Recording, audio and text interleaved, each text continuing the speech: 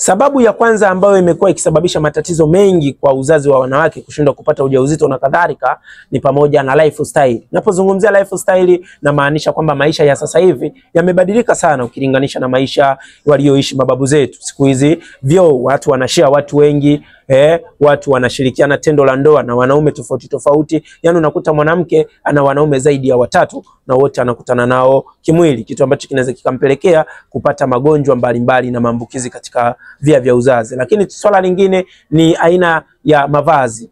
Bibi zetu walikuwa wanavaa mavazi ambayo yako wazi tofauti na sasa hivi. Wanawake wanavaa jeans, wanavaa suruali ambazo haziingizi hewa, na kitu ambacho kinapelekea mwanamke anapata maambukizi ya bakteria. Lakini swala lingine ni swala la matumizi ya njia za uzazi wa mpango, starehe za hapa na pale. Mwanamke anaona bora atumie kizuizi kwa ajili ya kupiga starehe za muda mfupi, kitu ambacho kinampelekea matatizo makubwa katika mfumo wa uzazi. Usiache kufuatilia video inayofuata ili uweze kutambua sababu nyingine inayopelekea matatizo ya uzazi kuongezeka kila siku ukilinganisha na zamani.